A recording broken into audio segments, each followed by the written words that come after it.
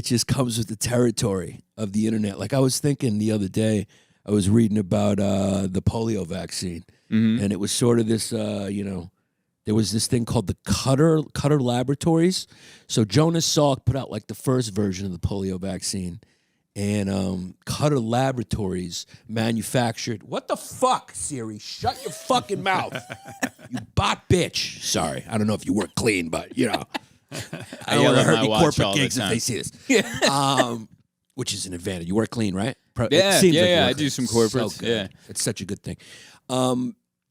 So Cutter Laboratories was manufacturing the early vax, and they messed it up. They messed up the vaccine. A lot of kids got messed up. So they ended up halting Jonas Salk's vaccine, and like it got maligned. Similar to now, like I was only thinking like, what if the internet was around then? Like because every vaccine has side effects. Every vaccine harms some people. You just hope it's very little for the greater good. It's a very horrible reality that a lot of people now don't want to accept, especially because we live in an age of like instant gratification and like DoorDash and like, things just coming right to your door. So you're like, what do you mean something goes wrong? Right. I'm used to perfect service or else I write a review. And so every vaccine has problems. So that's Jonas Salk's, that version of the vaccine was pulled.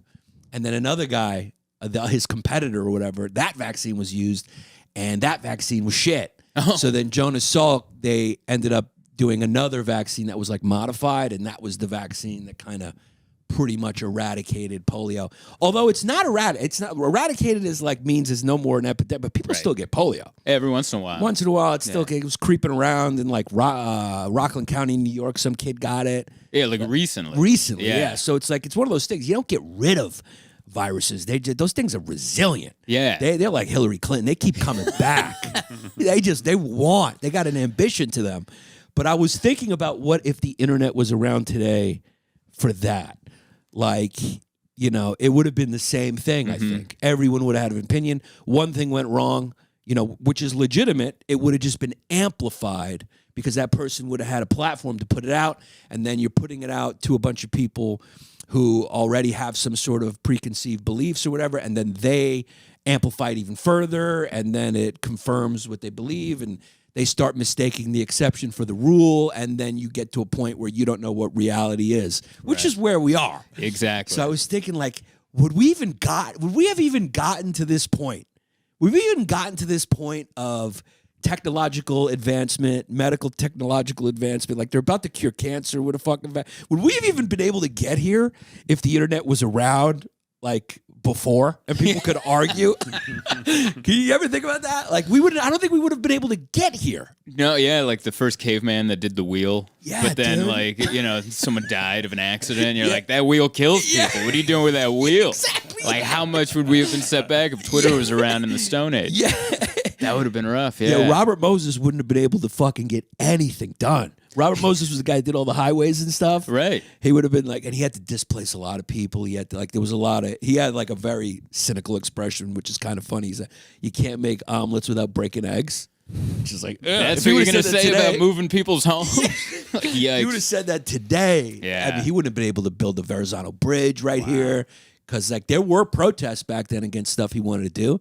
But if there was internet, you were just able to mobilize more people. So there's good and bad with everything. It's just, it's an interesting question. Like, would we have been able to get anything done if the internet was just like there was a bunch of people going, no, one person it hurt. And you're like, I know, but it also helps millions. It's also kind of comforting to know that we haven't gotten worse as a species. We just have new tools to destroy ourselves. Interesting. What do you mean by that? Well, because we were saying this, we would have been the same society if we had Twitter 50, 60, 70 years ago. Right. But now we have it. And so now it's up to like the people that are making the new stuff to go, now I'm sure like they're looking at us go, well, what are they going to do with it? Right. Because we gave them social media. Right. And then they're using it to destroy each other. So what's the next thing? And then I wonder whoever's developing the next thing is like, let's have a think tank on what these dummies are going to do with it. We know what this is going to be used for. We know we have a massive case study of 15 years of what humans will do with this technology. So let's put in a couple of fail safes. Let's put some seatbelts in this thing. I don't know, drones were fun for like 2 years, and now they put a bomb on them, and now it's like, oh no, now you can't fly it near an airport. I remember here in the metaverse, there was like a sexual assault in the metaverse, and some girl sued Meta or something, and I'm going like, how can you even do that? How is it possible to say? And I'm like, humans found out a way. Yeah. They probably did. They were probably just like, their avatars were just fucking like guys in ski masks. They just jumped their avatar. And it can happen. I've been in the metaverse. I did comedy in the metaverse. Did you? Yeah, I did a set in the metaverse, and to get me comfortable with it, they did this for all the comics. We did like a walkthrough. So they sent me the goggles, and I went in. It's very cool, but it's just like everything else. Twitter can be cool, depending on who you read and who you get to interact with. But if you interact with the wrong person, now you're putting a voice to that tweet, and now they're this close to your face with a cartoon face going, come join us. Right. Come join us. And you're like, I get this off of me. You know, it's upsetting. But I thought like I would be a different person in the metaverse, and I wasn't. Like I put these goggles on, and I went up into a room the second time with like 20 people that I knew. What was that like? So it's just cartoon avatars? Or? Yeah, it's cartoon avatars. You don't have legs. I'm and sure you can hear their laughs and everything. It's almost like this. So like if we were in a big room and there's like 10 people over there, you can hear the murmurs of their conversation. And the closer you get to it, you can now hear the conversation, just like real life. And I just thought I would be a different person up there. But just like a regular house party, I showed up and then I took my avatar to the corner of the room and I just stared at the wall. $1 billion worth of technology to still be in the corner petting the dog, you know, be like, I don't want to talk to anybody. And but it is all with who you interact with. Like I did the set and all the people at the show were cool, so it was fun. It's a little weird, but I think in like 5 or 10 years, whenever they get the graphics really dialed in, so it's not so avatar-y and more lifelike, could be a game changer. Yeah. So did you feel like it was the same, or it felt a little different because just the graphics, or what was the feeling behind it? Was there anything missing? Like you don't have the smells, you're not really in the room with them, but is it almost like you're in the room? Did you feel any different? It felt close, but there's also a delay in the kind of the laughter's instantaneous, but you're just looking at these cartoon faces, and I think that's what really got me. Right. Just looking at cartoon faces, and then the comedy club that they set up, the Soapstone, was awesome, but it also had high ceilings. I'm like, we can't even get a good comedy club in like the metaverse. It was a skylight, like it was out to the sky. You're like, guys, there's so many things that need to go right. Lower ceilings. It's so few. Just get it right. Go to the Comedy Cellar, recreate that. I don't know, but it was bizarre. It was bizarre. The first time I went in there, it scared me. The second time, I felt more comfortable, and then the third time, I actually did the set. And overall, I thought it was a great experience, and I think it could definitely like be a game changer moving forward. But it's all about getting people to try it. Yeah. I don't know how it's doing. How is the metaverse doing? I don't know. I read articles that it's like not doing, like they're losing a lot of money, but I think it's kind of like when the internet came out in 94. I didn't get on the internet till like 98. Right. Like I was 4 years later. So I don't know, check on it in 4 or 5 years. Right. Maybe everyone's on it. Right.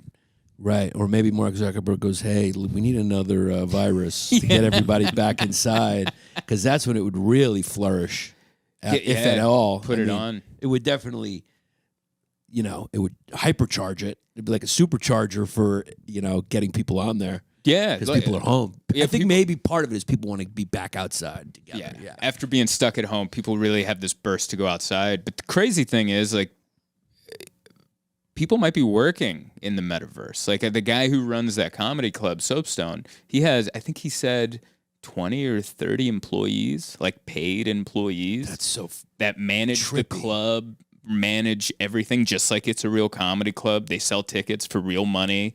Like it's bizarre. And then he was telling me, he's like, oh yeah, the metaverse is like, it's like there's going to be real estate agents selling real estate, just like you're selling real estate in real life, but it's in the metaverse. That's crazy. That's trippy. Yeah. And you think, do you see it? Do you see it happening? Yeah, I could see it happening. And mainly I think I want to see it happening just because I don't want to be the old guy that goes, oh, that's not gonna work. Yeah. And then it does work, and then you're like, well, I was wrong. Yeah, because I've done that a few times where I'm like, that's not gonna work at all, and then you're like, oh, that's the biggest thing on the planet. That's trippy. Yeah. So like, eventually, will he like employ security at the club? He might have. Oh yeah, they bounce people. They bounce people. I go, what happens if we have like some lunatic who just runs on stage and does circles or whatever? And he's like, oh yeah, there's a manager. You just press a button, and that guy disappears. So it's like it might be the best security of any comedy club, because every other comedy club, anyone can just run up there and beat the crap out of us. But over there, I guess they can hit a button and you just like go to jail or something. I don't know what you do.